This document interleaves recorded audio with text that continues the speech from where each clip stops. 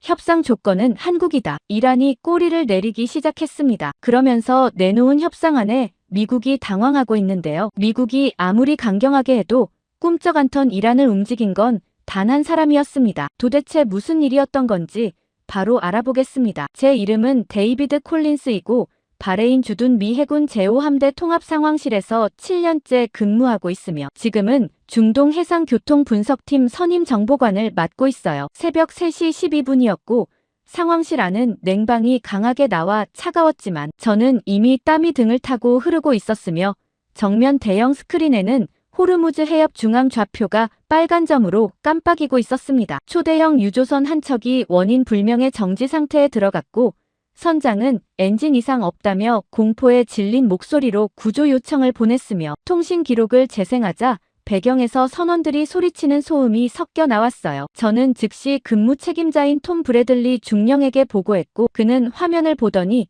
고개를 저으며 말했습니다. 엔진 고장이겠지. 저는 그 말을 듣고 미간을 찌푸렸습니다. 엔진 고장이라니 선장이 직접 이상 없다고 말했고 선박 자동 진단 시스템도 정상 신호를 보내고 있었어요. 저는 브래들리에게 말했습니다. 하지만 중령님 시스템은 멀쩡합니다. 브래들리가 커피를 마시며 대답했어요. 그럼 뭐가 문제라는 거야? 저는 화면을 확대하며 설명하기 시작했습니다. 위치가 이상합니다. 해협 중앙 최옆부이고 조류 흐름상 자연 정지 지점이 아닙니다. 브래들리가 어깨를 으쓱하며 말했어요. 사고는 어디서 나나? 상부의 단순 사고로 보고하고 해안경비대 출동 요청해. 저는 그 지시를 듣고 불안했지만 동시에 제가 과민 반응하는 건지 확신할 수 없었습니다. 상황실 뒤편에서 키보드 소리가 들렸고 당직 요원 3명이 각자 화면을 보며 루틴 업무를 계속하고 있었어요. 저는 보고서를 작성하기 시작했고 사고 유형을 기계 결함으로 분류하려는 순간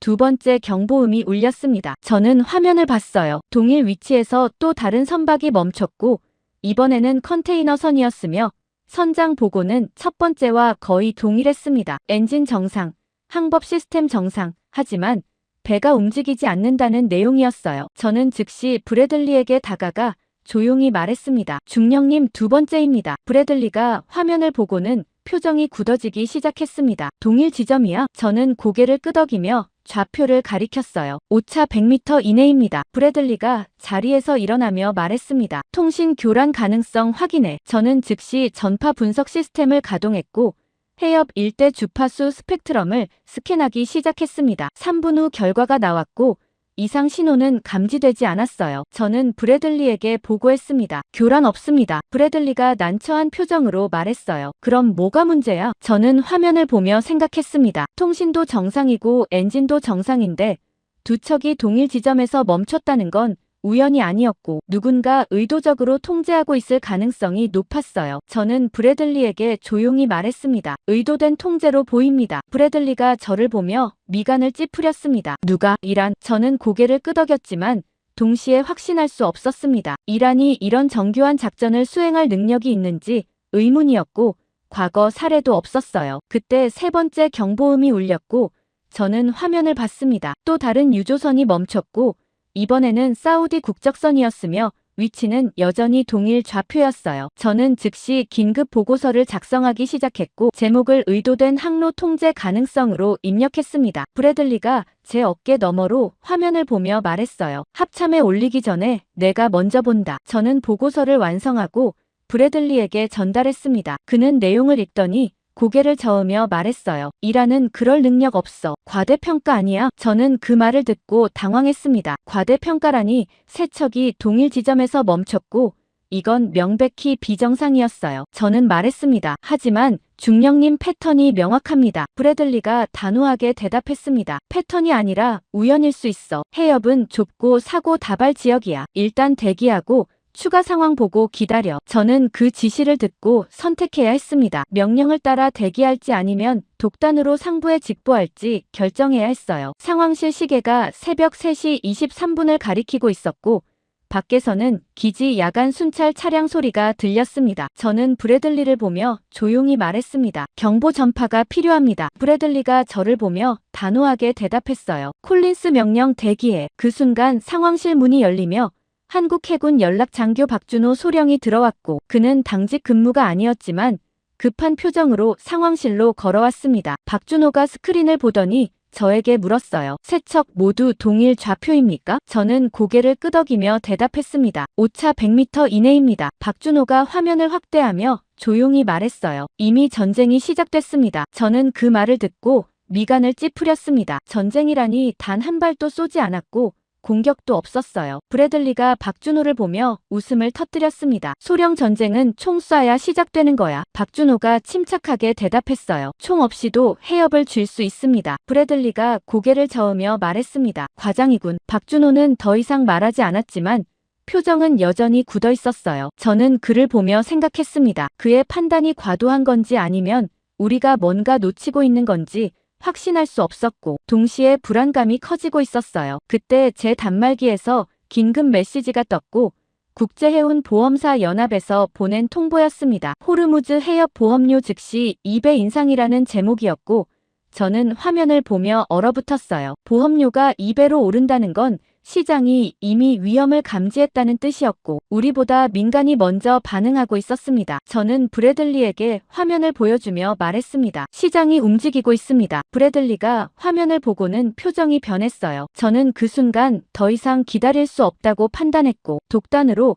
합참 당직실에 직보 메시지를 전송하기 시작했습니다. 브래들리가 제 행동을 보고 소리쳤어요. 콜린스 승인 안 했어. 저는 전송 버튼을 누르며 조용히 대답했습니다. 책임지겠습니다. 메시지가 전송됐고 상황실 안이 순간적으로 조용해졌습니다. 박준호가 저를 보며 작은 목소리로 말했어요. 옳은 선택입니다. 저는 그를 보며 고개를 끄덕였지만 동시에 제 경력이 끝날 수도 있다는 걸 알고 있었고 브래들리의 차가운 시선이 등을 찔렀습니다. 합참 직보 전송 30분 후 저는 워싱턴 화상회의 연결 대기 중이었고 상황실 소회의실은 냉방 소음만 낮게 울리고 있었으며 브래들리 중령이 팔짱을 낀 채 벽에 기대서서 저를 노려보고 있었습니다. 화면이 켜지며 합참 작전국 부국장 제임스 메가더 소장이 나타났고 그의 뒤로 펜타곤 상황실 전광판이 보였으며 여러 참모들이 분주하게 움직이고 있었어요. 메가더가 서류를 내려다보며 말했습니다. 콜린스 직보 내용 확인했어. 세척 정지가 의도된 통제라는 근거가 뭔가? 저는 준비한 자료를 화면에 공유하며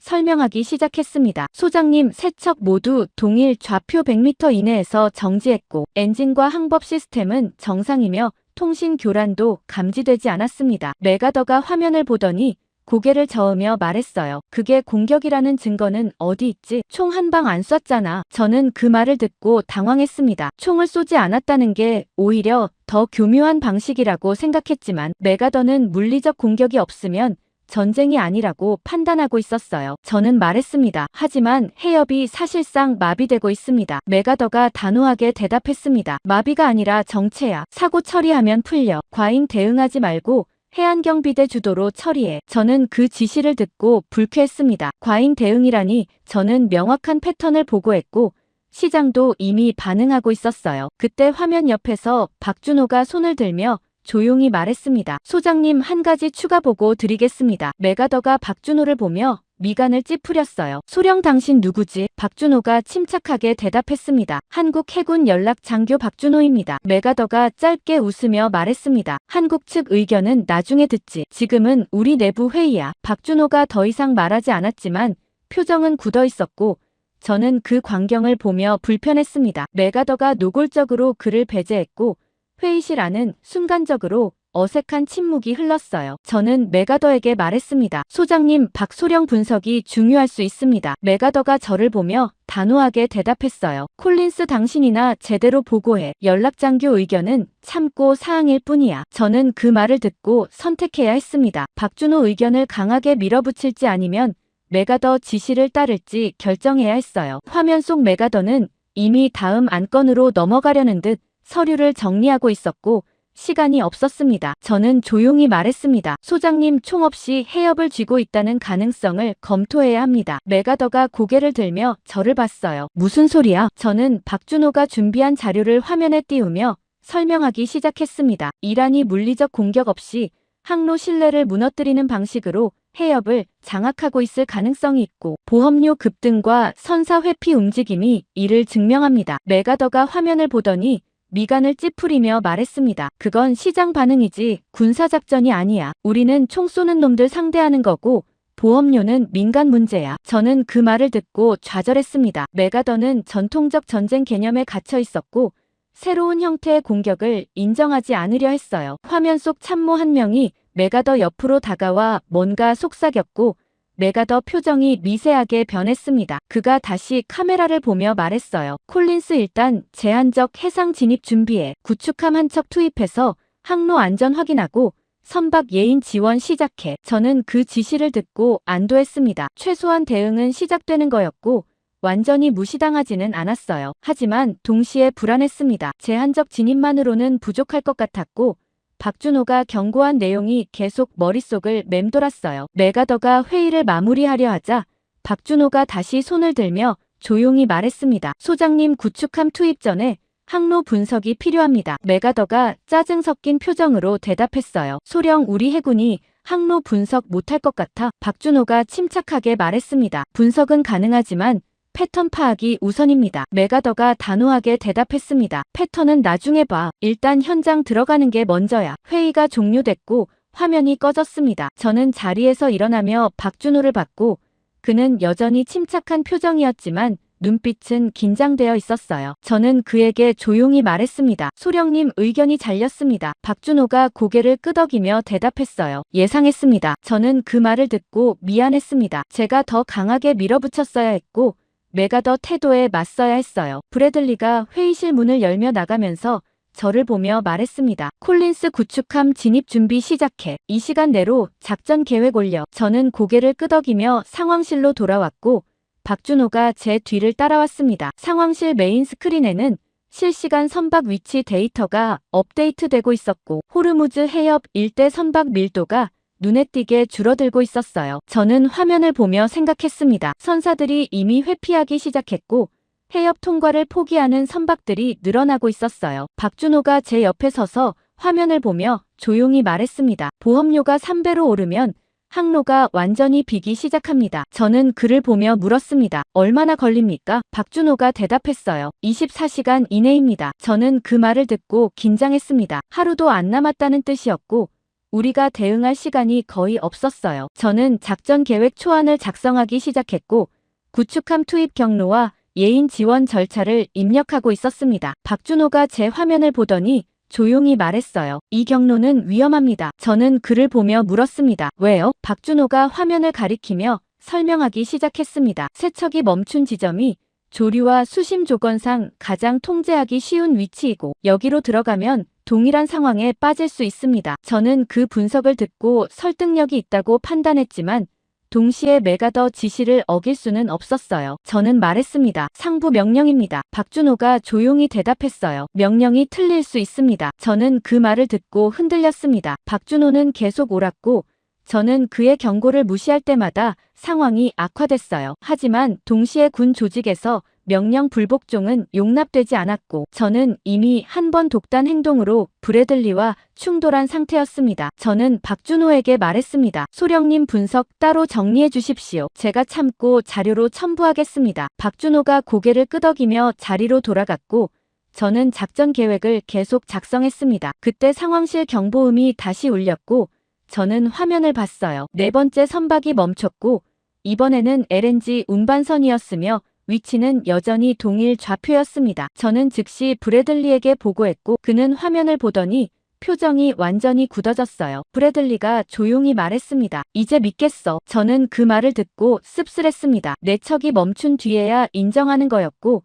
우리는 이미 대응 시점을 놓치고 있었어요. 저는 작전 계획 마지막 문장을 입력하며 생각했습니다. 구축함이 들어가면 어떻게 될지 예측할 수 없었고 박준호 경고가 계속 머릿속을 맴돌았지만 저는 이미 전송 버튼을 누르고 있었습니다. 작전 계획 전송 이틀 후 저는 바레인 기지 정보 브리핑룸에 앉아 있었고 목요일 오후 2시였지만 실내는 형광등만 차갑게 켜져 있었으며 정면 스크린에는 이란 내부 정보 분석 자료가 펼쳐져 있었습니다. 중동 정보국 파견 분석관 레이첼 오코너가 발표를 진행하고 있었고 그녀 목소리는 침착했지만 내용은 복잡했어요. 이란 혁명 수비대와 정부 간 권력 충돌이 심화되고 있고 최고 지도자 직속 수비대는 강경 노선을 주장하지만 외교부는 협상 여지를 남기려 하며 내부 지휘 체계가 사실상 이원화되어 있습니다. 저는 그 설명을 듣고 메모하기 시작했습니다. 이원화된 지휘 체계라니 외부에서 보면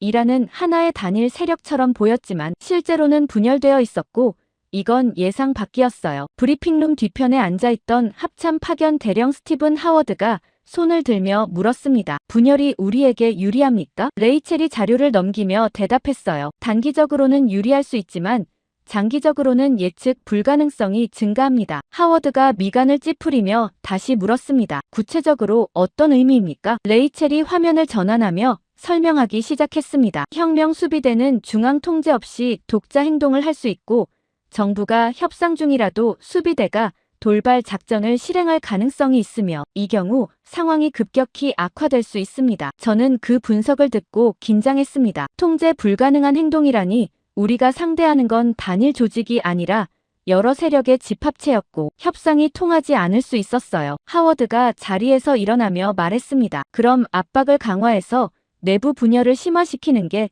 전략 아닙니까? 레이첼이 조심스럽게 대답했어요. 이론적으로는 가능하지만 역효과 위험도 있습니다. 하워드가 단호하게 말했습니다. 역효과보다 효과가 클 겁니다. 상부에 강경 압박 권고안 올리겠습니다. 저는 그 말을 듣고 불안했습니다. 강경 압박이라니 이란 내부가 불안정한 상태에서 외부 압박을 강화하면 오히려 극단적 선택을 유도할 수 있었어요. 그때 브리핑룸 뒤편에서 박준호가 손을 들며 조용히 말했습니다. 대령님, 반대 의견 있습니다. 하워드가 박준호를 보며 미간을 찌푸렸어요. 소령 의견 들어보죠. 박준호가 자리에서 일어나며 침착하게 말하기 시작했습니다. 지휘 체계가 무너지면 통제 가능한 협상 상대가 사라지고 각 세력이 독자 행동을 시작하면 상황은 더 위험해집니다. 하워드가 웃음을 터뜨렸습니다. 소령, 그게 바로 우리가 원하는 겁니다. 적이 혼란스러울수록 유리하죠. 박준호가 고개를 저으며 대답했어요. 혼란은 예측 가능할 때만 유리하고 통제 불가능한 혼란은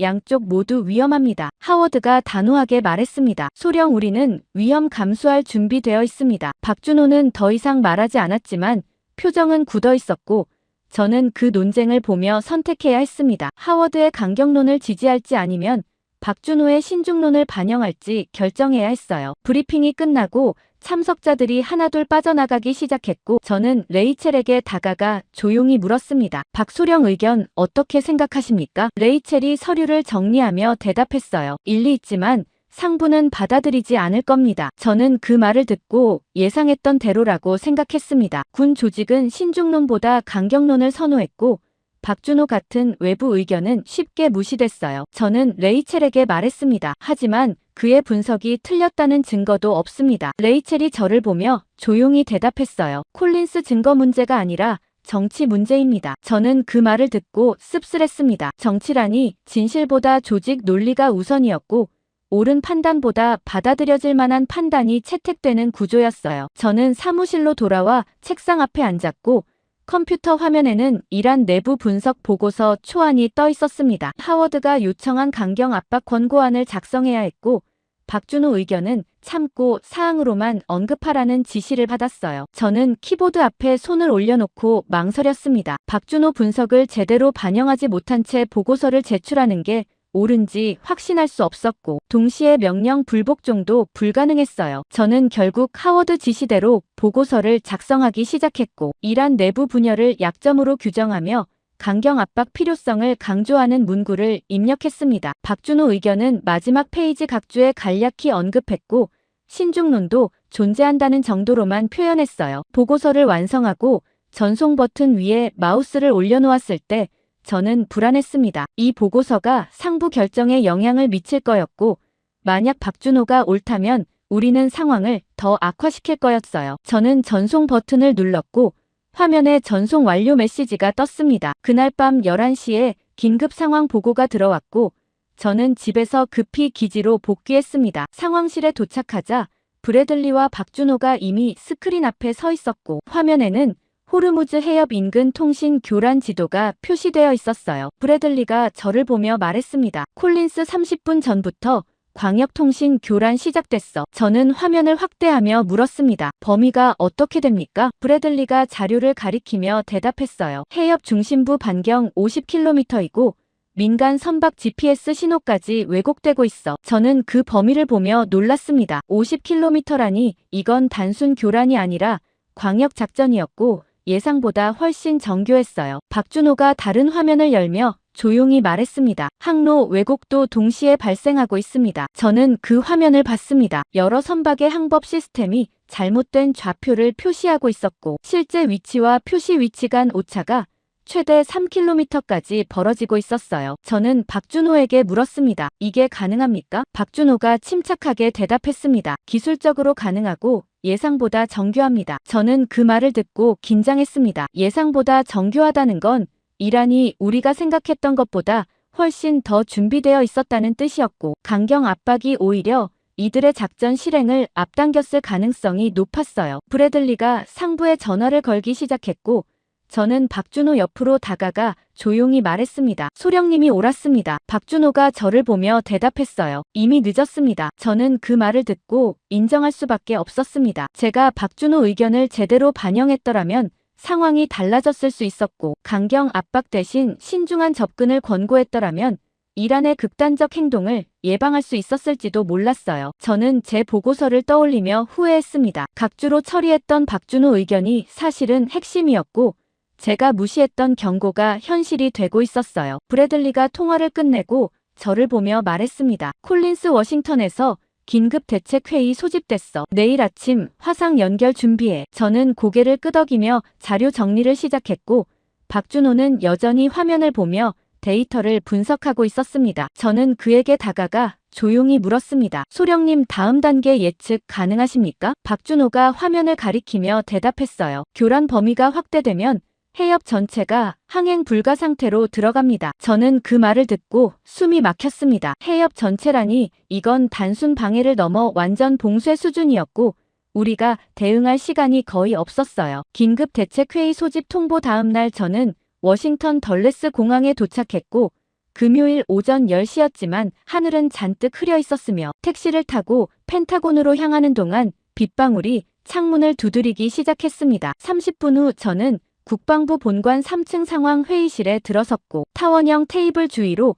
합참 고위 장성 6명과 국무부 중동 담당관 2명이 앉아 있었으며 정면 대형 스크린에는 호르무즈 해협 실시간 위성 영상이 표시되고 있었어요. 합참의장 윌리엄 테너 대장이 테이블 상석에 앉아 서류를 검토하고 있었고 그의 오른편에는 국무부 차관보 데이비드 러셀이 긴장된 표정으로 노트북을 보고 있었습니다. 저는 배정된 자리에 앉으며 주변을 살폈고 박준호는 회의실 뒤편 보조 좌석에 앉아 조용히 자료를 정리하고 있었어요. 테너 대장이 회의 시작을 선언하며 말했습니다. 현 상황 브리핑부터 듣겠습니다. 작전국 부국장 메가더 소장이 자리에서 일어나 스크린을 가리키며 설명하기 시작했어요. 현재 호르무즈 해협에서 통신 교란과 항로 왜곡이 동시 진행 중이고 지난 48시간 동안 추가 선박 7척이 정지 상태에 들어갔으며 해협 통과 시도 선박 수는 평소 대비 60% 감소했습니다. 테너 대장이 고개를 끄덕이며 물었습니다. 이란 측 공식 반응은? 메가더가 서류를 넘기며 대답했어요. 외교부는 침묵하고 있고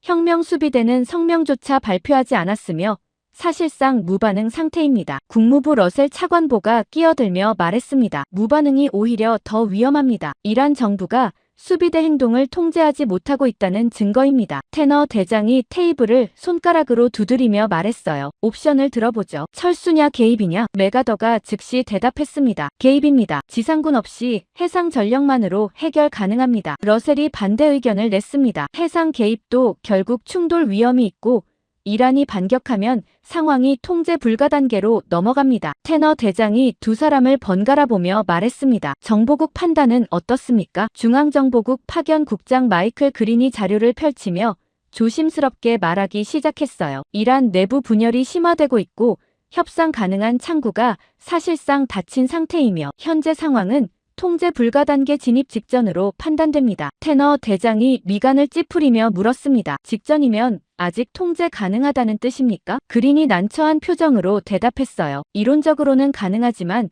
시간이 거의 없습니다. 메가더가 단호하게 말했습니다. 그럼 지금 당장 움직여야 합니다. 제한적 해상 작전 즉시 승인 요청합니다. 러셀이 반대했어요. 제한적이라는 보장이 어디 있습니까? 한번 들어가면 확전될 수밖에 없습니다. 그때 박준호가 뒤편에서 손을 들며 조용히 말했습니다. 의장님, 한 가지 의견 드리겠습니다. 테너 대장이 박준호를 보며 물었어요. 당신은? 박준호가 자리에서 일어나며 침착하게 대답했습니다. 한국 해군 연락 장교 박준호 소령입니다. 테너 대장이 손짓하며 말했습니다. 들어보죠. 박준호가 스크린을 가리키며 설명하기 시작했어요. 현재 상황은 장기전이 아니라 단기 폭발형 위기이고 이란은 시간 끌기가 아니라 즉각적 효과를 노리고 있으며 해상 개입보다 항로 신뢰 회복이 우선입니다. 메가더가 웃음을 터뜨렸습니다. 소령, 항로 신뢰는 힘으로 회복하는 겁니다. 우리가 들어가서 길 열면 끝나요. 박준호가 고개를 저으며 대답했어요. 힘으로 여는 순간 이란이 원하는 충돌 구도가 만들어집니다. 테너 대장이 박준호를 보며 물었습니다. 그럼 대안이 뭡니까? 박준호가 자료를 꺼내며 설명하기 시작했습니다. 우회 항로와 단계적 복원 전략이고 충돌 없이 흐름을 되살리는 방식입니다. 메가더가 단호하게 말했어요. 그건 시간 낭비입니다. 우회로는 비용 증가하고 효과도 불확실해요. 박준호가 침착하게 대답했습니다. 하지만 충돌 위험은 없습니다. 테너 대장이 두 사람을 보며 말했습니다. 소령, 의견 흥미롭지만 우리는 신속한 해결이 필요합니다. 메가더 계획으로 진행하겠습니다. 박준호는 더 이상 말하지 않았고 자리에 앉았습니다. 저는 그 광경을 보며 불편했습니다. 테너 대장이 박준호 의견을 형식적으로만 들었고 실제 채택할 의사는 없었어요. 회의는 계속됐고 메가더가 제한적 해상작전 세부 계획을 설명하기 시작했습니다. 구축함 2척과 순양함 1척을 투입해서 해협 중심부로 진입하고 정지된 선박들을 예인 지원하며 항로 안전을 확보한다는 내용이었어요. 저는 그 계획을 들으며 내부적으로 의문을 느꼈습니다. 박준호 경고가 계속 머릿속을 맴돌았고 충돌 구도로 가는 게 아닌가 하는 불안이 커지고 있었어요. 러셀이 다시 반대 의견을 냈습니다. 이란이 가만히 있을 것 같습니까? 메가더가 자신있게 대답했어요. 우리 전력 보면 함부로 못 건드립니다. 테너 대장이 최종 결정을 내렸습니다. 제한적 해상 작전 승인합니다. 24시간 내 실행 준비 완료하십시오. 회의가 종료됐고 참석자들이 하나둘 빠져나가기 시작했습니다. 저는 자리에 앉은 채 생각에 잠겼고 박준호가 제 옆으로 다가와 조용히 말했어요. 콜린스 선생, 작전 참여하십니까? 저는 고개를 끄덕이며 대답했습니다. 명령입니다. 박준호가 저를 보며 말했습니다. 데이터라도 따로 축적하십시오. 저는 그 말을 듣고 미간을 찌푸렸습니다. 데이터 축적이라니 무슨 의미인지 이해할 수 없었어요. 박준호가 설명했습니다. 작전 실패할 가능성이 높고 그때 필요합니다. 저는 그 말을 듣고 당황했습니다. 작전 실패를 전제로 준비하라는 뜻이었고 이건 명령 불복종에 가까웠어요. 저는 조용히 말했습니다. 소령님, 그건 위험합니다. 박준호가 침착하게 대답했어요. 더 위험한 건 아무 준비 없이 실패하는 겁니다. 저는 그를 보며 선택해야 했습니다. 박준호 제안을 따를지 아니면 공식 라인만 따를지 결정해야 했어요. 회의실을 나와 복도를 걷는 동안 저는 생각했습니다. 박준호는 계속 옳았고 저는 그의 경고를 무시할 때마다 상황이 악화됐어요. 하지만 동시에 독자 데이터 축적은 조직 규율 위반이었고 발각되면 징계감이었습니다. 저는 엘리베이터를 타고 로비로 내려가며 결심했습니다. 공식 데이터 외에 별도로 박준호 분석 자료를 축적하기로 했고 이건 명령 불복종이 아니라 대비책이라고 스스로를 설득했어요. 펜타곤을 나와 택시를 잡아타는 순간 제 휴대폰이 울렸고 바레인 상황실에서 온 긴급 메시지였습니다. 아랍에미레이트가 이란 자산 동결 발표했다는 속보였고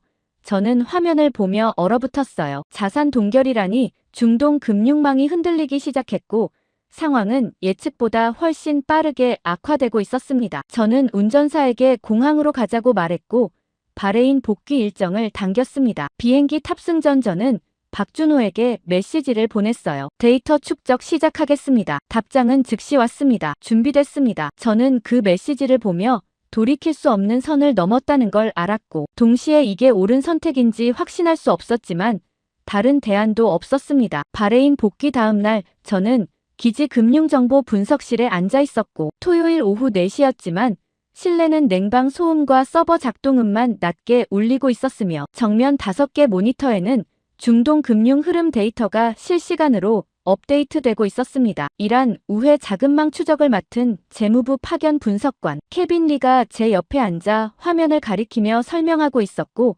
그의 목소리는 긴장되어 있었어요. 지난 48시간 동안 아랍에미레이트 두바이 경유 자금줄이 완전히 끊겼고 터키 이스탄불 루트도 차단됐으며 카타르 도하 경유 소액 거래마저 동결되기 시작했습니다. 저는 화면에 표시된 자금 흐름 그래프를 보며 놀랐습니다. 붉은색으로 표시된 차단 지점들이 중동 전역에 퍼져 있었고 이란으로 들어가는 모든 주요 금융 경로가 사실상 막히고 있었어요. 저는 케빈에게 물었습니다. 이게 단순 제재 수준입니까? 케빈이 고개를 저으며 대답했어요. 제재를 넘어섰습니다. 숨통 끊기 수준이고 이란 중앙은행 외화 보유고 접근마저 차단되고 있습니다. 저는 그 말을 듣고 긴장했습니다. 숨통 끊기라니 이란은 완전히 고립되고 있었고 경제적으로 몰린 상태였어요. 케빈이 다른 화면을 열며 계속 설명했습니다. 이란 정부가 급하게 중국 루트로 우회 시도 중이지만 중국도 거래량을 축소하고 있고 러시아 경유 루트는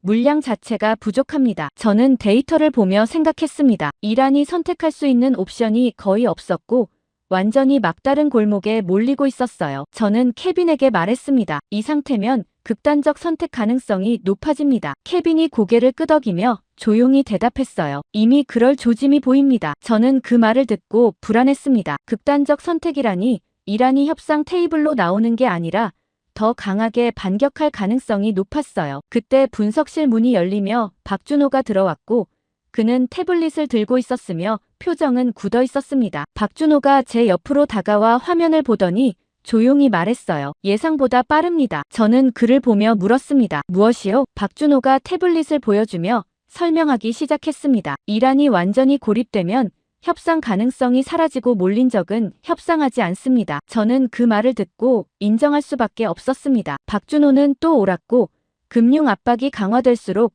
이란은 대화가 아니라 행동으로 반응할 거였어요. 케빈이 박준호를 보며 물었습니다. 소령님 예상 시나리오가 있습니까? 박준호가 태블릿을 조작하며 화면을 전환했습니다. 중동 주요 항만 위치도가 나타났고 두바이 아부다비 바레인 항만들이 붉은 점으로 표시되어 있었어요. 박준호가 설명했습니다. 해상 작전만으로는 부족하고 이란은 경제 영역으로 전선을 확장할 겁니다. 저는 그 지도를 보며 긴장했습니다. 경제 영역 확장이라니 해협만 막는 게 아니라 중동 전체 물류망을 흔들 수 있다는 뜻이었어요. 저는 박준호에게 말했습니다. 상부에 보고해야 합니다. 박준호가 고개를 저으며 대답했어요. 받아들이지 않을 겁니다. 저는 그 말을 듣고 좌절했습니다. 박준호는 상부 반응을 정확히 예측하고 있었고 실제로 워싱턴은 금융 압박을 승기로 보고 있었어요. 저는 케빈에게 물었습니다. 분석 보고서 상부에 올라갔습니까? 케빈이 고개를 끄덕이며 대답했습니다. 오전에 전송했고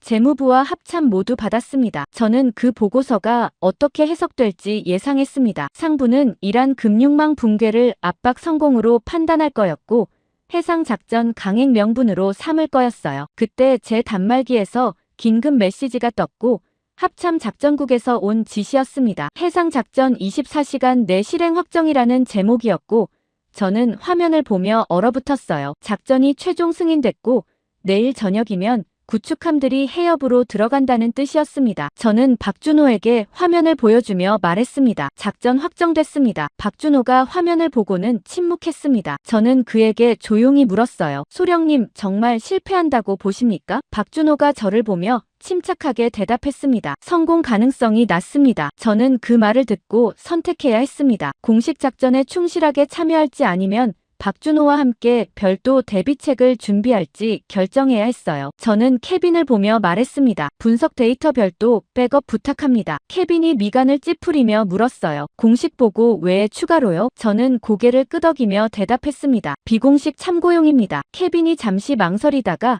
조용히 말했어요. 알겠습니다. 저는 박준호를 보며 말했습니다. 데이터 축적 계속하겠습니다. 박준호가 고개를 끄덕이며 태블릿을 꺼내 저에게 건넸습니다. 제 분석 자료도 공유하겠습니다. 저는 태블릿을 받아 내용을 확인하기 시작했습니다. 박준호가 정리한 우회 항로 설계안과 단계적 복원 전략이 상세하게 문서화되어 있었고 해상 작전 실패 시 대안 시나리오까지 포함되어 있었어요. 저는 그 자료를 보며 놀랐습니다. 박준호는 이미 모든 걸 준비하고 있었고 작전 실패를 전제로 움직이고 있었어요. 저는 그에게 물었습니다. 언제부터 준비하셨습니까? 박준호가 조용히 대답했습니다. 워싱턴 회의 직후부터입니다. 저는 그 말을 듣고 인정할 수밖에 없었습니다. 박준호는 처음부터 상부 결정을 신뢰하지 않았고 독자적으로 움직이고 있었어요. 저는 태블릿을 들고 자리에서 일어나며 말했습니다. 제 사무실로 가겠습니다. 박준호가 저를 따라 나왔고 우리는 복도를 걸어 제 사무실로 향했습니다. 복도는 주말이라 조용했고 형광등 불빛만 차갑게 빛나고 있었어요. 사무실에 도착해서 저는 컴퓨터를 켜고 박준호 자료를 암호화 폴더에 저장하기 시작했습니다. 박준호가 창밖을 보며 조용히 말했어요. 콜린스 선생 위험 감수하고 계십니다. 저는 고개를 끄덕이며 대답했습니다. 알고 있습니다. 박준호가 저를 보며 물었습니다. 왜 하십니까? 저는 잠시 생각하다가 대답했어요. 소령님이 계속 옳았기 때문입니다. 박준호가 작은 미소를 지으며 조용히 말했습니다. 옳다고 인정받는 건 아닙니다. 저는 그 말을 듣고 씁쓸했습니다. 박준호는 처음부터 자신의 의견이 받아들여지지 않을 걸 알고 있었고 그럼에도 계속 준비하고 있었어요. 저는 파일 저장을 완료하고 박준호에게 말했습니다. 작전 시작되면 실시간 데이터 공유하겠습니다. 박준호가 고개를 끄덕이며 대답했어요. 준비하겠습니다. 그날 밤 10시에 제 단말기에서 또 다른 긴급 메시지가 떴고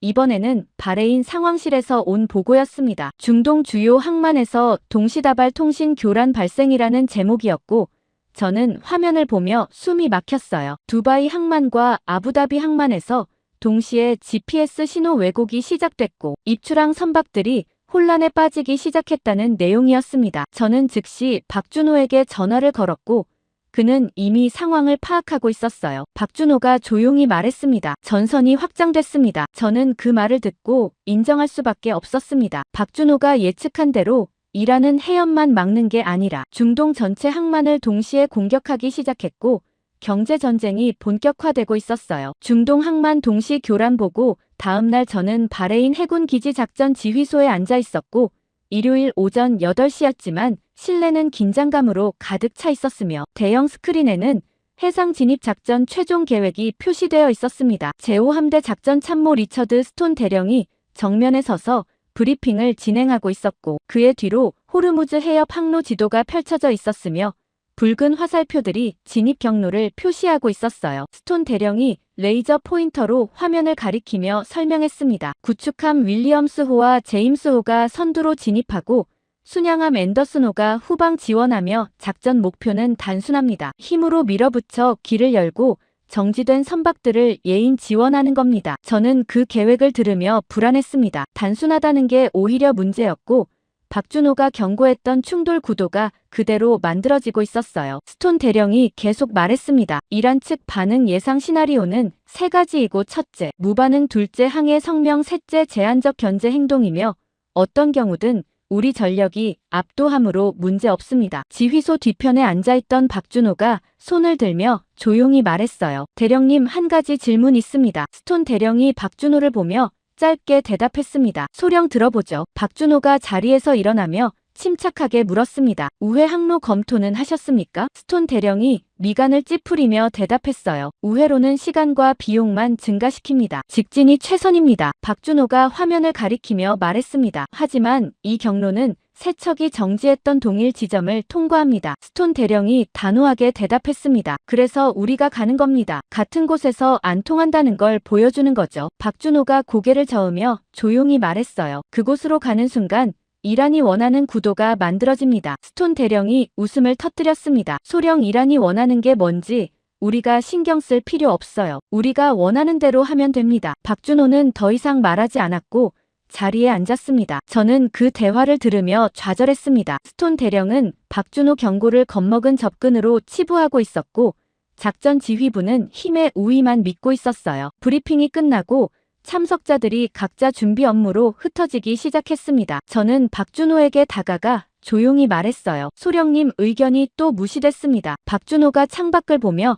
침착하게 대답했습니다. 예상했습니다. 저는 그에게 물었습니다. 정말 실패한다고 보십니까? 박준호가 저를 보며 단호하게 말했어요. 이 계획대로 가면 실패합니다. 저는 그 말을 듣고 긴장했습니다. 박준호는 확신하고 있었고 그의 예측은 지금까지 계속 맞았어요. 저는 조용히 말했습니다. 데이터 수집 준비하겠습니다. 박준호가 고개를 끄덕이며 태블릿을 꺼냈습니다. 실시간 모니터링 시작하겠습니다. 작전 시작 시간은 오후 2시로 확정됐고 저는 상황실로 돌아와 모니터 앞에 앉았습니다. 화면에는 구축함 3척의 실시간 위치가 표시되고 있었고 윌리엄스호와 제임스호가 해협 입구로 접근하기 시작했어요. 박준호가 제 옆자리에 앉아 별도 노트북으로 항법 데이터를 추적하고 있었고 그의 표정은 굳어 있었습니다. 오후 2시 15분에 구축함들이 해협 진입을 시작했고 상황실 메인 스크린에는 함교 카메라 영상이 실시간으로 송출되기 시작했습니다. 윌리엄스호 함장 목소리가 들렸어요. 작전 지휘소 윌리엄스 진입 개시합니다. 스톤 대령이 마이크를 잡고 대답했습니다. 윌리엄스 계획대로 진행하십시오. 저는 화면을 보며 숨을 참았습니다. 구축함이 해협 중심부로 들어가기 시작했고 양쪽으로 정지된 유조선들이 보였어요. 박준호가 제 옆에서 조용히 말했습니다. 항법 신호 이상 감지됩니다. 저는 그를 보며 물었습니다. 어디서요? 박준호가 노트북 화면을 가리켰습니다. 윌리엄스호 GPS 좌표가 미세하게 흔들리고 있고 오차 범위가 점점 커지고 있습니다. 저는 즉시 스톤 대령에게 보고했습니다. 대령님, 항법 이상 징후 있습니다. 스톤 대령이 화면을 보더니 대수롭지 않다는 듯 말했어요. 미세 오차는 정상 범위입니다. 계속 진행하십시오. 저는 그 판단을 듣고 불안했지만 동시에 제가 과민 반응하는 건지 확신할 수 없었습니다. 오후 2시 23분에 윌리엄스호가 세 척이 정지했던 좌표 지점에 진입했고 그 순간 함교에서 급한 목소리가 들렸어요. 작전 지휘소 항법 시스템 오류 발생했습니다. 스톤 대령이 긴장하며 물었습니다. 윌리엄스 상황 보고하십시오. 윌리엄스호 함장 목소리가 다시 들렸습니다. GPS 신호 완전 상실했고 나침반 지시 방향도 불안정하며 현재 위치 확인 불가 상태입니다. 저는 화면을 보며 얼어붙었습니다. 박준호가 경고했던 상황이 그대로 발생하고 있었고 구축함이 동일한 함정에 빠지고 있었어요. 스톤 대령이 다른 함선에 지시했습니다. 제임스호 윌리엄스 지원 준비하십시오. 제임스호에서 응답이 왔습니다. 작전 지휘소 제임스도 동일 증상 발생했습니다. 저는 그 보고를 듣고 당황했습니다. 두 척이 동시에 항법 장애에 빠졌고 작전은 시작부터 무너지고 있었어요. 박준호가 조용히 말했습니다. 예상대로입니다. 스톤 대령이 박준호를 보며 소리쳤어요. 소령 지금 그게 중요합니까? 박준호가 침착하게 대답했습니다. 즉시 후퇴 명령 내려야 합니다. 스톤 대령이 단호하게 말했습니다. 후퇴는 없습니다. 앤더슨호 전진에서 예인 지원 시작하십시오. 저는 그 명령을 듣고 불안했습니다. 후퇴하지 않고 계속 밀어붙이는 건 위험했고 상황이 더 악화될 가능성이 높았어요. 오후 2시 30분에 앤더슨호가 전진하기 시작했고 화면에는 순양함이 윌리엄스호 쪽으로 접근하는 모습이 보였습니다. 그때 갑자기 윌리엄스호에서 충돌 경보음이 울렸고 함장 목소리가 급하게 들렸어요. 작전 지휘소 민간 유조선과 충돌 위험, 긴급 회피 중. 저는 화면을 보며 숨이 막혔습니다. 윌리엄스호가 급선회하고 있었고 옆에 있던 정지된 유조선과의 거리가 급격히 좁아지고 있었어요. 박준호가 제 옆에서 조용히 말했습니다. 항법 교란으로 거리 감각을 잃었습니다. 몇 초 후 충돌음이 들렸고 화면이 흔들렸습니다. 윌리엄스호 함장이 보고했어요. 작전 지휘소 유조선 선미와 경미 접촉했고 유조선에서 화재 발생했습니다. 저는 그 보고를 듣고 얼어붙었습니다. 민간 선박에 피해가 발생했고 작전은 완전히 실패로 끝나고 있었어요. 스톤 대령이 긴급 명령을 내렸습니다. 전 함선 즉시 후퇴하십시오. 구축함들이 후퇴하기 시작했고 상황실은 혼란에 빠졌습니다. 저는 박준호를 보며 조용히 말했어요. 소령님이 옳았습니다. 박준호가 화면을 보며 침착하게 대답했습니다. 옳았다는 게 중요한 게 아닙니다. 저는 그 말을 듣고 인정할 수밖에 없었습니다. 우리가 완전히 잘못된 싸움을 하고 있었고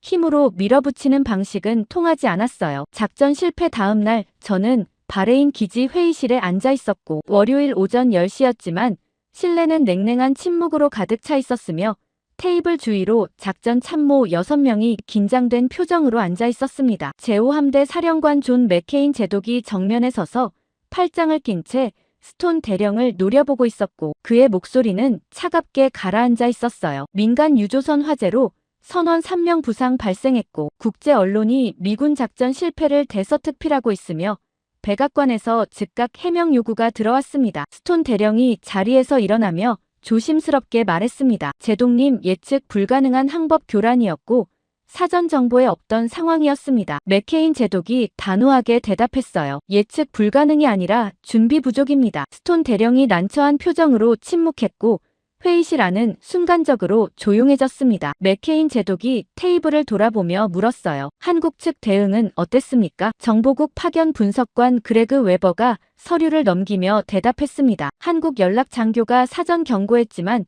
작전 계획에 반영되지 않았습니다. 맥케인 제독이 미간을 찌푸리며 물었습니다. 경고 내용이 뭡니까? 웨버가 조심스럽게 대답했어요. 우회 항로와 단계적 복원 전략이었고 직접 진입은 위험하다는 의견이었습니다. 맥케인 제독이 스톤 대령을 보며 단호하게 말했습니다. 대령 외부 의견 무시한 책임 크십니다. 스톤 대령이 자리에서 일어나며 반박하려 했어요. 하지만 제독님, 한국 측 계획은 소극적이었고 우리 작전 교리와 맞지 않았습니다. 맥케인 제독이 차갑게 대답했습니다. 교리 따르다가 실패했으면 교리가 틀린 겁니다. 스톤 대령은 더 이상 말하지 못했고 자리에 앉았습니다. 저는 그 광경을 보며 불편했습니다. 책임 공방이 시작되고 있었고 실패 원인 분석보다 책임 떠넘기기가 우선이었어요. 맥케인 제독이 저를 보며 물었습니다. 콜린스 잔의 의견은? 저는 자리에서 일어나며 조심스럽게 말했습니다. 제독님, 박소령 분석이 정확했고 우리가 무시한 게 문제였습니다. 스톤 대령이 저를 보며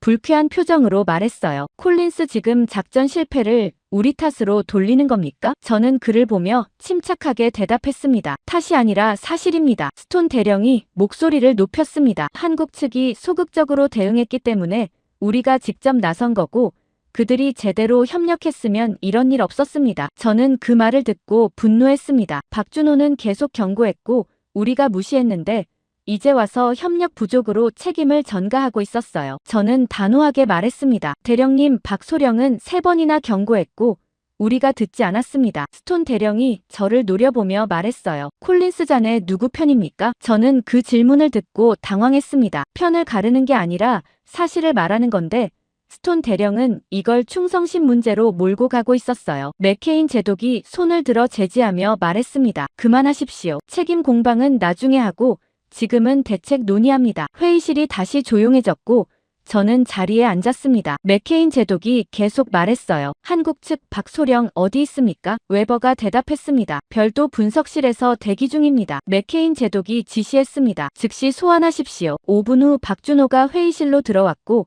그는 태블릿을 들고 있었으며 표정은 여전히 침착했습니다. 맥케인 제독이 박준호를 보며 말했어요. 소령잔의 계획 다시 설명해 보시오. 박준호가 자리에 앉으며 태블릿을 테이블에 올려놓고 화면을 공유하기 시작했습니다. 우회 항로 설계안이 나타났고 해협 중심부를 피해 측면 경로로 진입하는 루트가 표시되어 있었어요. 박준호가 설명했습니다. 직접 진입 대신 위험 구역을 우회하고 단계적으로 항로를 복원하며 시장에 안정 신호를 보내는 방식입니다. 스톤 대령이 즉시 반대했습니다. 그건 시간만 낭비하고 이란에게 주도권 넘겨주는 겁니다. 박준호가 고개를 저으며 대답했어요. 주도권은 이미 넘어갔고 지금 필요한 건 되찾는 게 아니라 새로 만드는 겁니다. 맥케인 제독이 미간을 찌푸리며 물었습니다. 무슨 뜻입니까? 박준호가 화면을 전환하며 설명했습니다. 이 전쟁은 해협 장악이 아니라 신뢰 붕괴 싸움이고 힘으로 밀어붙이면 신뢰는 더 무너집니다. 저는 그 설명을 듣고 이해하기 시작했습니다. 박준호는 처음부터 다른 관점으로 보고 있었고 우리가 군사작전으로 접근할 때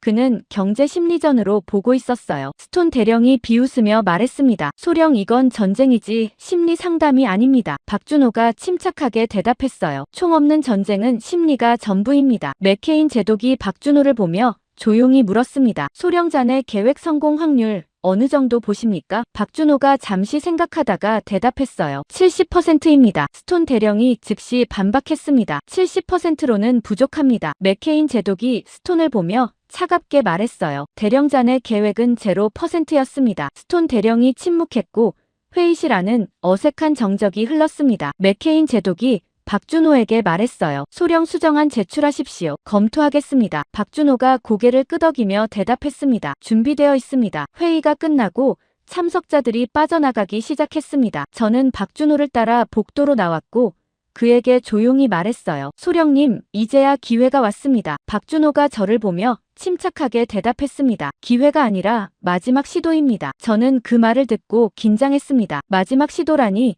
이번에 실패하면 더 이상 대안이 없다는 뜻이었어요. 저는 박준호에게 물었습니다. 제가 도울 수 있는 게 있습니까? 박준호가 태블릿을 꺼내며 말했습니다. 데이터 분석 지원 필요합니다. 저는 고개를 끄덕이며 대답했어요. 준비하겠습니다. 박준호와 함께 분석실로 돌아가는 동안 저는 생각했습니다. 지난 일주일 동안 저는 박준호 의견을 무시하거나 형식적으로만 반영했고 그때마다 상황은 악화됐어요. 이제는 그의 계획을 전면적으로 지지하기로 결심했고 설사 상부와 충돌하더라도 옳은 길을 가기로 했습니다. 분석실에 도착해서 박준호는 즉시 수정안 작성을 시작했고 저는 그를 도와 데이터를 정리하기 시작했습니다. 그때 제 단말기에서 메시지가 떴고 스톤 대령에게서 온 경고였어요. 콜린스 라인 이탈 주의하십시오. 저는 그 메시지를 보고 삭제했습니다. 이미 선택했고 돌아갈 생각이 없었어요. 박준호 수정안 작성 이틀 후 저는 분석실에 앉아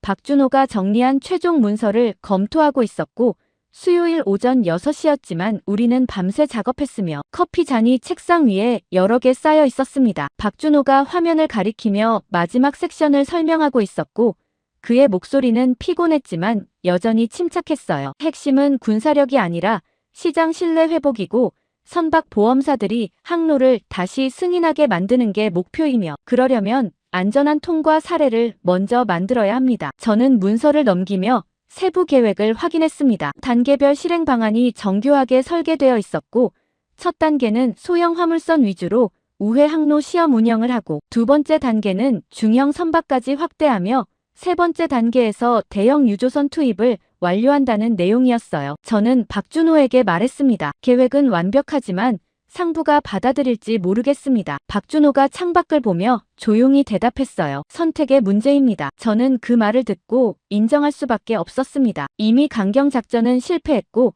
대안이 없는 상황에서 상부도 결국 박준호 계획을 검토할 수밖에 없었어요. 오전 9시에 맥케인 제독 주재 검토 회의가 소집됐고 저는 박준호와 함께 회의실로 들어갔습니다. 테이블 주위로 합참 파견 장교들과 작전 참모들이 앉아 있었고 스톤 대령도 구석자리에 앉아 불쾌한 표정으로 우리를 보고 있었어요. 맥케인 제독이 박준호를 보며 말했습니다. 소령 수정안 브리핑 시작하십시오. 박준호가 자리에서 일어나 스크린에 자료를 띄우기 시작했고 우회 항로 지도가 나타났습니다. 박준호가 설명했어요. 현재 해협 중심부는 통제 불가 상태이고 이곳을 피해 측면 항로로 우회하며 단계적으로 선박 통과 사례를 축적해서 시장 신뢰를 회복하는 방식입니다. 합참 파견 대령 하워드가 손을 들며 물었습니다. 우회로 거리가 얼마나 증가합니까? 박준호가 데이터를 보여주며 대답했습니다. 평균 40해리 증가하고 시간은 3시간 추가됩니다. 하워드가 미간을 찌푸리며 말했어요. 그럼 비용이 크게 늘어나는데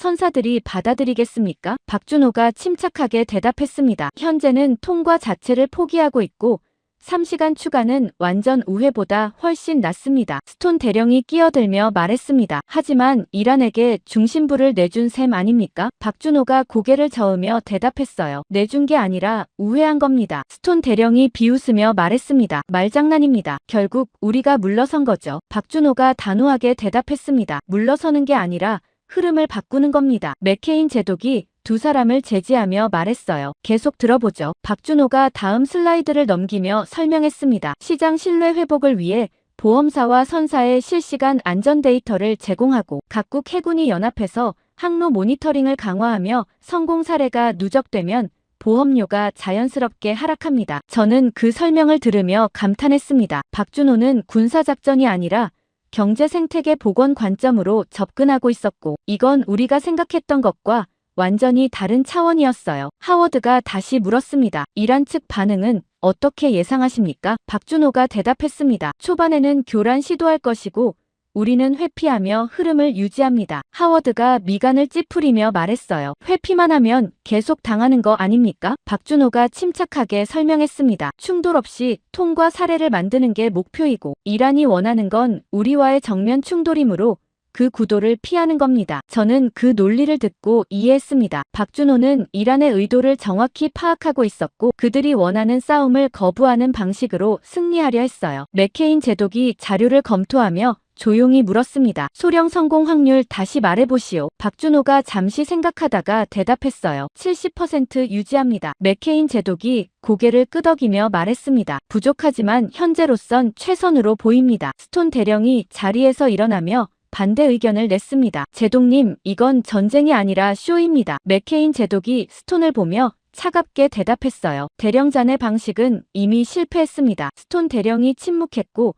회의실 안은 긴장감으로 가득 찼습니다. 맥케인 제독이 최종 결정을 내렸어요. 박소령 계획 제한 승인합니다. 소규모 시험 작전부터 시작하고 결과 보고 확대 여부 결정하겠습니다. 박준호가 고개를 숙이며 대답했습니다. 감사합니다. 회의가 끝나고 저는 박준호와 함께 복도로 나왔습니다. 저는 그에게 조용히 말했어요. 승인받았습니다. 박준호가 침착하게 대답했습니다. 제한 승인이고 실패하면 끝입니다. 저는 그 말을 듣고 긴장했습니다. 한 번의 기회만 주어졌고 실패는 용납되지 않았어요. 저는 박준호에게 물었습니다. 제가 현장 지휘 지원하겠습니다. 박준호가 저를 보며 말했어요. 위험 감수하고 계십니다. 저는 고개를 끄덕이며 대답했습니다. 알고 있습니다. 박준호가 작은 미소를 지으며 조용히 말했어요. 같이 가겠습니다. 이틀 후 금요일 오전 저는 바레인 항만 부두에 서 있었고 소형 화물선 3척이 출항 준비를 하고 있었으며 선원들이 분주하게 움직이고 있었습니다. 박준호가 제 옆에 서서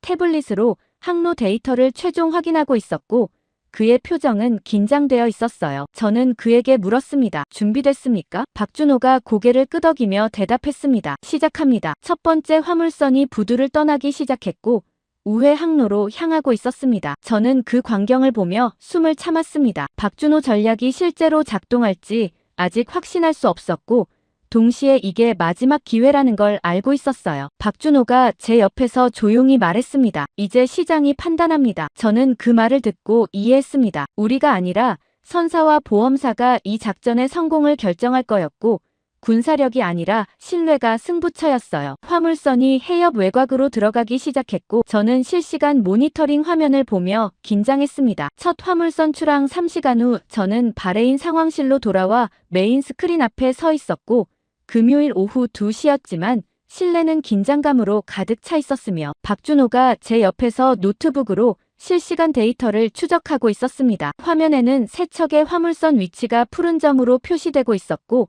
첫 번째 선박이 우회 항로를 따라 해협 외곽으로 진입하기 시작했으며 두 번째와 세 번째 선박이 그 뒤를 따르고 있었어요. 맥케인 제독이 상황실로 들어왔고 그는 커피를 들고 화면을 보며 조용히 물었습니다. 현재 상황은? 박준호가 자리에서 일어나며 보고했어요. 제독님, 첫 번째 선박이 위험구역 외곽 진입했고 항법 시스템 정상이며 이란 측 교란 징후는 아직 감지되지 않았습니다. 맥케인 제독이 고개를 끄덕이며 말했습니다. 계속 모니터링 하십시오. 저는 화면을 확대하며 첫 번째 선박의 항로를 추적했습니다. 예상 경로를 정확히 따르고 있었고 속도도 안정적이었어요. 5분 후 박준호가 조용히 말했습니다. 이상 신호 감지됩니다. 저는 즉시 그를 보며 물었어요. 어디서요? 박준호가 노트북 화면을 가리켰습니다. 첫 번째 선박 주변에서 전파 교란 징후가 나타나기 시작했고 강도는 약하지만 패턴이 명확합니다. 저는 긴장하며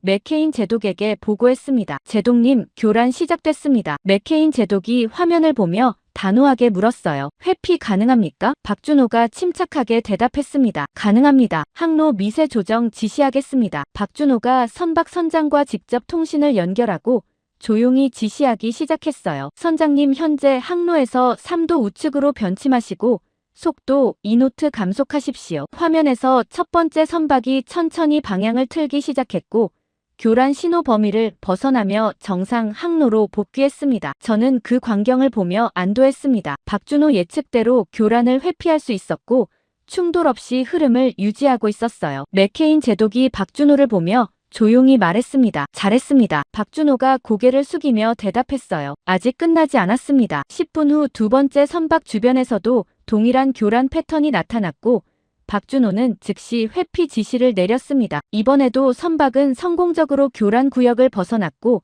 정상 항로를 유지했어요. 저는 데이터를 보며 생각했습니다. 이란은 예상대로 교란을 시도하고 있었지만 박준호 전략대로 우리는 충돌 대신 회피를 선택했고 흐름이 끊기지 않고 있었어요. 오후 4시에 첫 번째 선박이 해협 통과를 완료했고 선장으로부터 안전 도착 보고가 들어왔습니다. 상황실 안에서 작은 박수 소리가 터져 나왔고 저는 박준호를 보며 악수를 청했어요. 박준호가 제 손을 잡으며 조용히 말했습니다. 첫 단계입니다. 맥케인 제독이 박준호에게 다가와 말했습니다. 소령 좋은 시작입니다. 확대 준비하십시오. 박준호가 고개를 끄덕이며 대답했어요. 즉시 진행하겠습니다. 저는 즉시 보험사와 선사의 성공 사례 보고서를 전송하기 시작했고 실시간 안전 데이터를 첨부했습니다. 30분 후 첫 반응이 나타나기 시작했어요. 국제해운보험사 연합에서 메시지가 왔고 우회 항로 안전성 재평가 시작한다는 내용이었으며 보험료 조정 검토 중이라는 문구가 포함되어 있었습니다. 저는 그 메시지를 박준호에게 보여주며 말했습니다. 시장이 반응하기 시작했습니다. 박준호가 화면을 보며 조용히 대답했어요. 아직 확신하지 않았습니다. 저는 그 말을 듣고 인정할 수밖에 없었습니다. 한 번의 성공만으로는 부족했고 지속적인 사례 축적이 필요했어요. 다음 날 토요일 오전 저는 박준호와 함께 두 번째 단계 준비를 시작했고 중형 화물선 5척을 투입하기로 결정했습니다. 맥케인 제독이 승인했고 선박들이 순차적으로 출항하기 시작했어요. 오전 10시에 첫 번째 중형 선박이 우회 항로로 진입했고 저는 상황실에서 모니터링을 시작했습니다. 이번에도 이란 측 교란이 시도됐지만 박준호 지시에 따라 선박들은 성공적으로 회피했고 오후 5시까지 5척 모두 안전하게 통과를 완료했어요. 저는 누적 데이터를 정리하며 보험사에 추가 보고서를 전송했고 이번에는 더 구체적인 안전 통계를 포함시켰습니다. 일요일 오전에 보험사 연합에서 공식 발표가 나왔고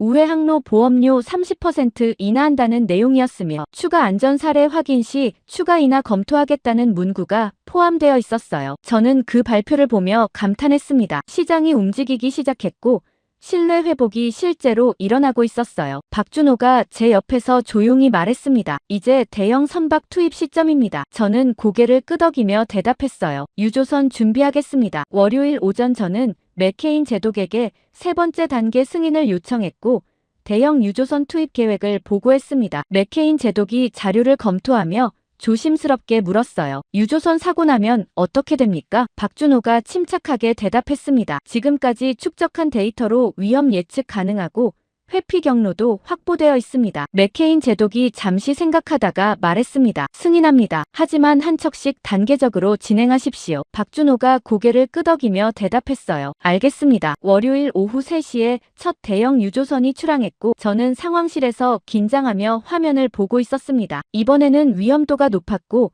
만약 사고가 나면 모든 노력이 무너질 수 있었어요. 유조선이 우회 항로로 진입하기 시작했고 박준호가 실시간으로 항로 데이터를 분석하며 선장에게 지시하고 있었습니다. 오후 5시에 이란 측 교란이 시작됐고 이번에는 강도가 이전보다 강했습니다. 박준호가 즉시 회피 지시를 내렸지만 유조선은 크기 때문에 반응 속도가 느렸고 교란 구역을 완전히 벗어나지 못하고 있었어요. 저는 화면을 보며 긴장했습니다. 유조선이 교란 영향을 받기 시작했고 항로가 미세하게 흔들리고 있었어요. 박준호가 선장과 직접 통화하며 차분하게 지시했습니다. 선장님, 전 엔진 정지하고 조류에 맡기십시오. 저는 그 지시를 듣고 당황했습니다. 엔진 정지라니 위험해 보였고 통제력을 잃는 것처럼 보였어요. 하지만 박준호는 침착했고 화면을 보며 조용히 설명했습니다. 교란이 엔진 제어 시스템을 노리고 있고 정지하면 영향을 최소화할 수 있습니다. 유조선이 엔진을 멈췄고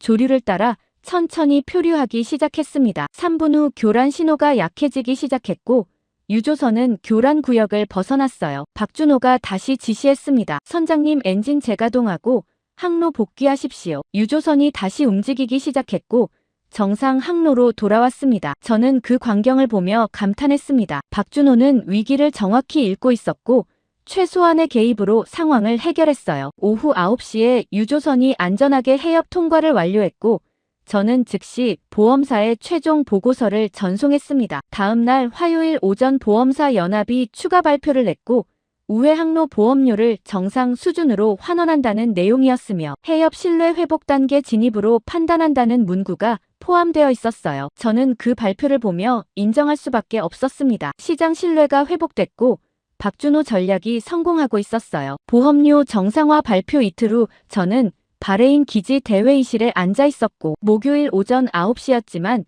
실내는 이미 사람들로 가득 차 있었으며 합참 고위 장성들과 각국 해군 연락 장교들이 테이블 주위에 앉아 있었습니다. 맥케인 제독이 정면에 서서 박준호 전략 확대 승인권을 설명하고 있었고 그의 목소리는 확신에 차 있었어요. 소규모 시험 작전 성공으로 항로 신뢰가 회복되기 시작했고 이제 전면 작전으로 확대해서 해협을 완전히 복원할 시점입니다. 테이블 건너편에 앉아있던 스톤 대령이 손을 들며 조심스럽게 물었습니다. 제독님, 전면 확대 시 이란 측 반격 가능성은 어떻게 보십니까? 맥케인 제독이 박준호를 보며 말했어요. 소령 답변하시죠. 박준호가 자리에서 일어나며 침착하게 대답했습니다. 이란은 계속 교란 시도할 것이지만 우리는 회피 패턴을 확립했고 각국 해군 연합 모니터링으로 대응 가능합니다. 스톤 대령이 미간을 찌푸리며 말했습니다. 하지만 규모가 커지면 통제가 어려워지지 않습니까? 박준호가 고개를 저으며 대답했어요. 규모 확대는 단계적으로 진행하고 각 단계마다 안전 데이터를 축적하면서 확장합니다. 저는 그 설명을 들으며 박준호가 철저히 준비하고 있다는 걸 알았습니다. 그는 즉흥적으로 움직이는 게 아니라 모든 단계를 미리 설계해놓고 있었어요. 맥케인 제독이 테이블을 돌아보며 말했습니다. 전면 작전 승인 표결하겠습니다. 찬성하시는 분 거수하십시오. 테이블 주위 장교들이 하나둘 손을 들기 시작했고 스톤 대령도 망설이다가 결국 손을 들었습니다. 맥케인 제독이 선언했어요. 만장일치 승인됐습니다. 박소령 즉시 실행 준비하십시오. 박준호가 고개를 숙이며 대답했습니다. 감사합니다. 회의가 끝나고 저는 박준호와 함께 작전 준비실로 이동했습니다. 박준호가 대형 화이트보드 앞에 서서 전면 작전 구조를 그리기 시작했고 각국 함정 배치와 항로 모니터링 지점을 표시하고 있었어요. 저는 그를 도우며 데이터 시트를 정리하기 시작했습니다. 박준호가 화이트보드를 보며 조용히 말했습니다. 핵심은 하나의 흐름으로 묶는 겁니다. 저는 그를 보며 물었어요. 무슨 뜻입니까? 박준호가 설명하기 시작했습니다. 각국 함정과 상선을 개별 단위가 아니라 하나의 연결된 시스템으로 운영하고 정보 공유와 실시간 조정으로 전체 흐름을 유지합니다. 저는 그 개념을 이해하기 시작했습니다. 박준호는 단순히 선박들을 통과시키는 게 아니라 전체를 하나의 유기체처럼 움직이게 만들려 하고 있었어요. 이틀 후 토요일 오전 저는 바레인 항만에서 전면 작전 시작을 지켜보고 있었고 하늘은 맑았지만 바람이 강하게 불고 있었으며 항만에는 각국 해군 함정 12척과 상선 20여 척이 대기하고 있었습니다. 박준호가 제 옆에 서서 태블릿으로 전체 배치를 최종 점검하고 있었고 그의 표정은 긴장되어 있었어요. 저는 그에게 물었습니다. 준비됐습니까? 박준호가 고개를 끄덕이며 대답했습니다. 시작합니다. 첫 번째 파동이 출발했고 한국 해군 구축함 한 척이 선두로 나가며 뒤따르는 상선 5척을 인도하기 시작했습니다. 미군 순양함과 영국 프리깃함이 측면 지원 위치로 이동했고 일본 구축함이 후방 모니터링을 맡았어요. 저는 상황실로 돌아와 메인 스크린 앞에 앉았고 실시간 항로 데이터가 화면에 펼쳐지기 시작했습니다. 박준호가 제 옆자리에 앉아 각국 함정 지휘관들과 동시에 통신하며 전체 흐름을 조율하고 있었어요. 오전 11시에 첫 번째 파동이 해협 외곽에 진입했고 이란 측 교란이 즉시 시작됐습니다. 하지만 이번에는 패턴이 달랐어요. 여러 지점에서 동시다발적으로 교란 신호가 발생했고 강도도 이전보다 강했습니다. 박준호가 즉시 각국 함정에 지시하기 시작했습니다. 한국 함정 좌측 3도 회피하고 미군 함정 우측 지원 위치로 이동하며 영국 함정 후방 모니터링 강화하십시오. 화면에서 함정들이 일사불란하게 움직이기 시작했고 교란 구역을 피하며 전체 대형을 유지했습니다. 저는 그 광경을 보며 감탄했습니다. 박준호는 마치 오케스트라 지휘자처럼 각 함정을 조율하고 있었고 전체가 하나의 흐름으로 움직이고 있었어요. 오후 1시에 두 번째 파동이 출발했고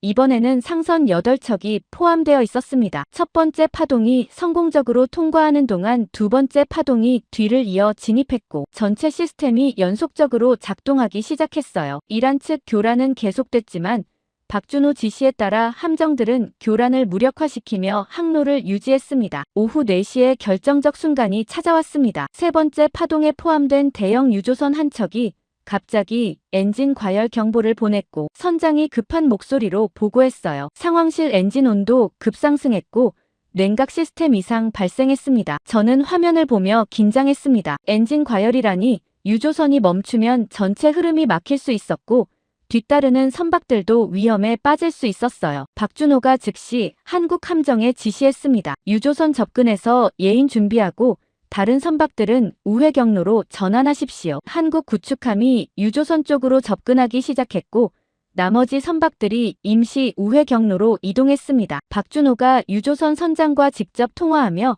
침착하게 지시했어요. 선장님, 엔진 완전 정지하고 냉각수 비상 투입하십시오. 유조선에서 응답이 왔습니다. 냉각수 투입 중이지만 온도 하강 느립니다. 박준호가 한국 함정에 추가 지시했습니다. 소방 지원 준비하고 접근 거리 100m 유지하십시오. 저는 화면을 보며 숨을 참았습니다. 유조선 엔진 온도가 위험 수준에 근접하고 있었고 자칫하면 화재로 번질 수 있었어요. 10분 후 유조선에서 보고가 들어왔습니다. 온도 하강 시작했고 냉각 시스템 복구 중입니다. 박준호가 조용히 지시했습니다. 엔진 재가동 준비하고 한국 함정은 예인 대기 유지하십시오. 5분 후 유조선 엔진이 다시 가동되기 시작했고 정상 출력으로 복귀했습니다. 한국 함정이 유조선을 호위하며 항로로 복귀했고 전체 흐름이 다시 안정되기 시작했어요. 저는 그 순간을 보며 깨달았습니다. 위기에 빠진 유조선을 살려낸 순간 시장 신뢰가 완전히 회복됐고 이제 해협은 다시 움직이기 시작했어요. 오후 6시에 실시간 유가 그래프를 확인했고 상승세가 멈추기 시작했습니다. 시장이 안정 신호를 받아들이고 있었고 공포가 진정되고 있었어요. 저는 박준호를 보며 조용히 말했습니다. 승부가 바뀌었습니다. 박준호가 화면을 보며 침착하게 대답했어요. 아직 끝나지 않았습니다. 유조선 구조 사흘 후 저는 바레인 기지 사령관실에 앉아 있었고 화요일 오전 10시였지만 실내는 조용했으며 맥케인 제독이 책상 건너편에 앉아 최종 작전 평가 보고서를 검토하고 있었습니다. 박준호가 제 옆자리에 앉아 태블릿으로 추가 데이터를 준비하고 있었고 그의 표정은 여전히 침착했어요. 맥케인 제독이 보고서를 내려놓으며 저를 보고 조용히 말했습니다. 콜린스, 우리가 틀렸습니다. 저는 그 말을 듣고 당황했습니다. 제독이 직접 잘못을 인정하는 건 이례적이었고 동시에 진심이 느껴졌어요. 맥케인 제독이 계속 말했습니다. 처음부터 박소령 전략을 채택했어야 했고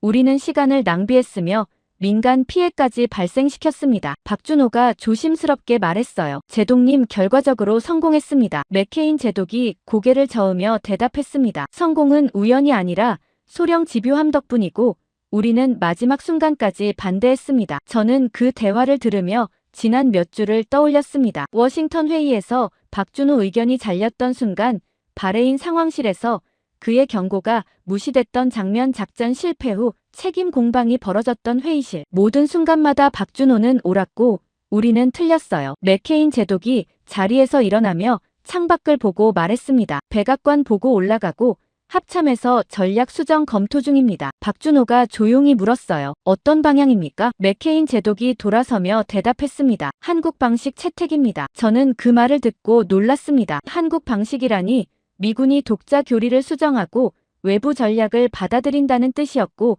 이건 전례 없는 일이었어요. 맥케인 제독이 박준호를 보며 말했습니다. 소령 워싱턴 브리핑 요청 들어왔습니다. 직접 설명해 주십시오. 박준호가 고개를 끄덕이며 대답했어요. 알겠습니다. 회의가 끝나고 저는 박준호와 함께 사령관실을 나왔습니다. 복도를 걸으며 저는 그에게 조용히 말했어요. 소령님, 처음부터 이 결과를 예상하셨습니까? 박준호가 창밖을 보며 침착하게 대답했습니다. 예상이 아니라 필요했던 겁니다. 저는 그 말을 듣고 이해했습니다. 박준호는 인정받기 위해 싸운 게 아니라 옳은 방법을 실행하기 위해 버텼던 거였고 결과가 그를 증명했어요. 저는 그에게 물었습니다. 왜 처음부터 이걸 알았습니까? 박준호가 멈춰서서 저를 보며 조용히 대답했습니다. 한국은 항상 늦게 인정받았을 뿐입니다. 저는 그 말을 듣고 충격을 받았습니다. 늦게 인정받았다는 건 능력이 부족해서가 아니라 기회가 주어지지 않았다는 뜻이었고 박준호는 그걸 처음부터 알고 있었어요. 저는 그에게 말했습니다. 이번엔 달랐습니다. 박준호가 작은 미소를 지으며 대답했어요. 선생님이 도와주셨습니다. 저는 그 말을 듣고 부끄러웠습니다. 저는 초반에 박준호를 무시했고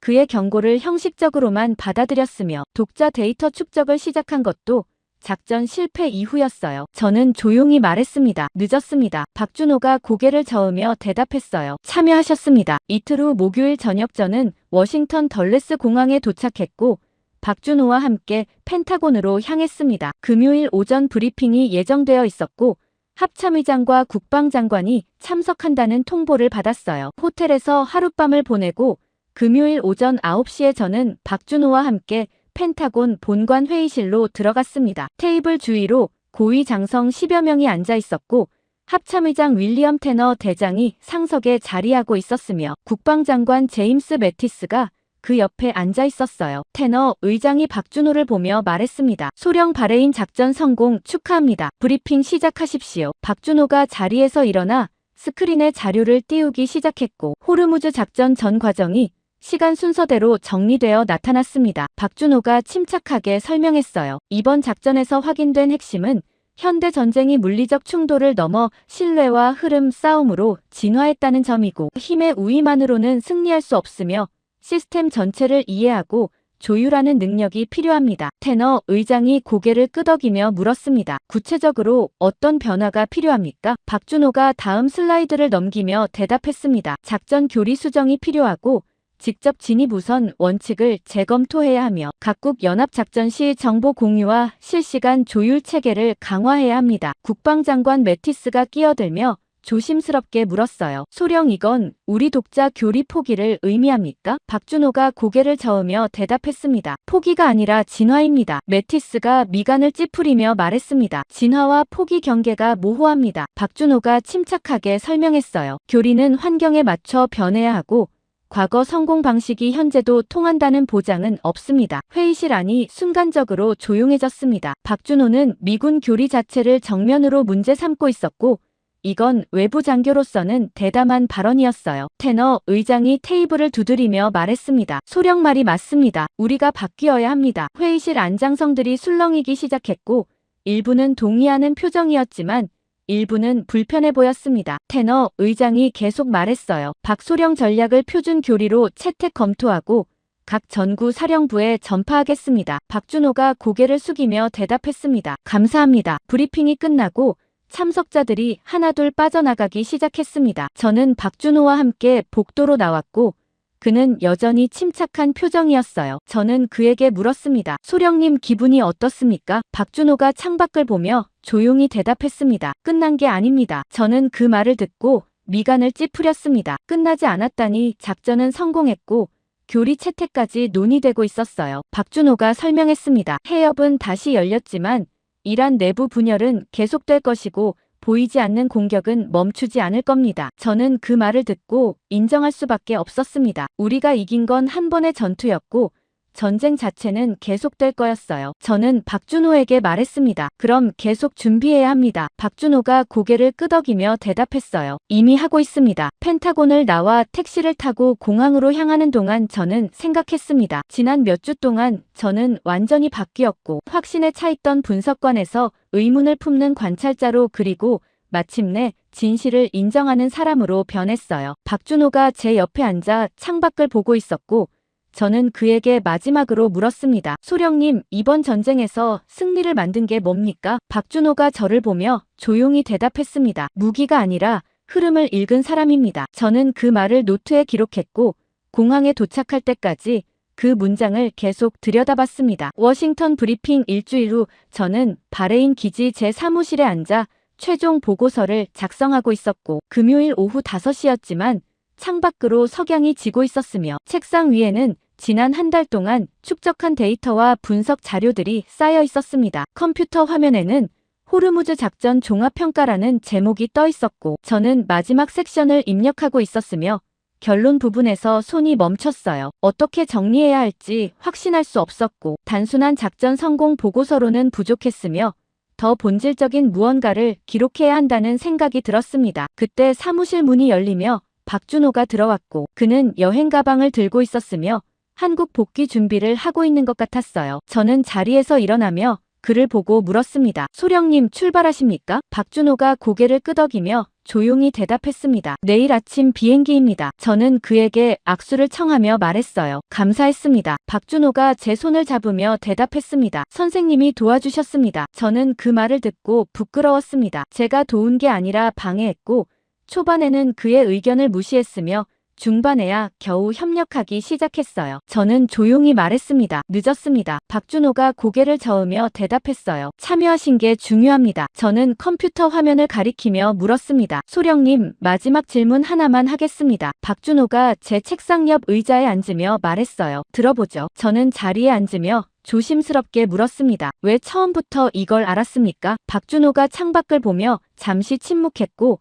석양빛이 그의 얼굴을 비추고 있었습니다. 그가 천천히 말하기 시작했어요. 한국은 항상 능력을 먼저 증명해야 했고 기회는 나중에 왔으며 인정은 더 늦게 받았습니다. 저는 그 말을 듣고 떠올렸습니다. 워싱턴 회의에서 박준호 발언이 잘렸던 순간 바레인 상황실에서 그의 경고가 형식적으로만 처리됐던 장면, 작전 회의에서 겁먹은 접근이라고 조롱당했던 순간들. 모든 장면에서 박준호는 옳았지만 우리는 듣지 않았어요. 박준호가 계속 말했습니다. 아덴만에서도 그랬고 인도양에서도 마찬가지였으며 매번 늦게 인정받았지만 결국 증명했습니다. 저는 그 말을 듣고 이해하기 시작했습니다. 박준호는 개인의 경험이 아니라 국가 전체의 경험을 말하고 있었고 한국이 국제 무대에서 반복적으로 겪었던 패턴을 설명하고 있었어요. 저는 조용히 물었습니다. 그래서 포기하지 않으셨습니까? 박준호가 저를 보며 침착하게 대답했습니다. 포기하면 영원히 기회가 안 옵니다. 저는 그 말을 듣고 감동했습니다. 박준호는 인정받기 위해 싸운 게 아니라